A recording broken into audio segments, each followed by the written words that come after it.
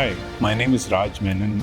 I'm a professor at JKLU, JK Lakshmipathy University. So I'm going to talk about immersive experiences. So back in '96, I was part of a group when we were commissioned to help Tata's launch the Cummins engine in the Auto Expo in '96. This was a time when computers have barely made inroads into people's lives, and most were not comfortable using it.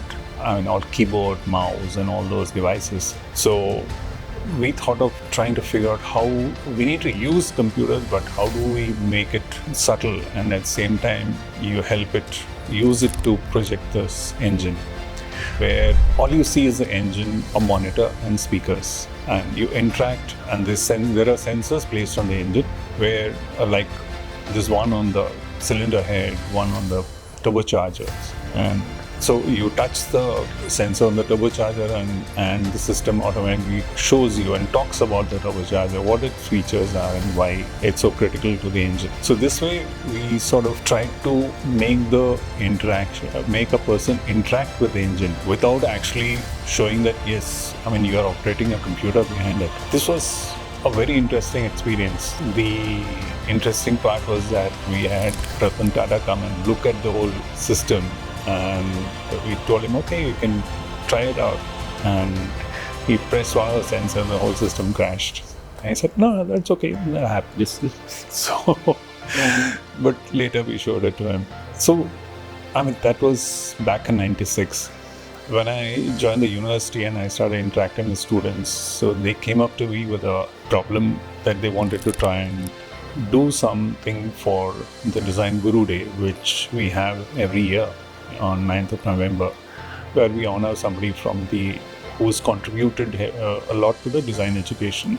So I got talking to them, and then I realized something that I'd done almost 30 years back is now sort of coming up, and I got excited to see what new ways of interacting with computer-based systems and making the computer vanish. Technologies like the LiDAR. The LiDAR is a laser-based sensing mechanism, a sensor basically. And I could take that and do lots with it. And the students showed me that how we could just make a whole wall interactive. You project a picture and it becomes like a huge touch screen. You touch it like you are using a mouse and the image reacts on it. It's just like on the monitor. You have the leap motion sensor, where it's a small sensor which you place on a tabletop, and about a feet above it, you can actually use gestures which can be recognized and acted upon, and whatever is in front of you can be programmed to react to it. These are just few of the technologies that we have started exploring, and the way I see it is there's so much more that can be done with it. We are discovering newer sensors, newer ways to interact with the computer. And the beauty is this takes the realm of immersive experiences beyond AR and VR. AR and VR primarily looked at a one-on-one interaction, while this is something which takes it to where everybody in the room can react to it. Just think of it, we could have sensors in a room and you could dance.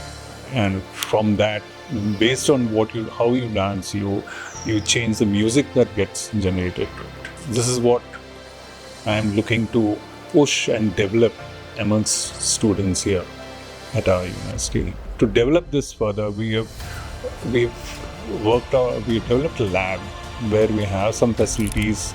We have some high-end computers to do the video processing and interaction processing, and we called it the Immersive Design Experience Lab at JK Lakshmipathy University.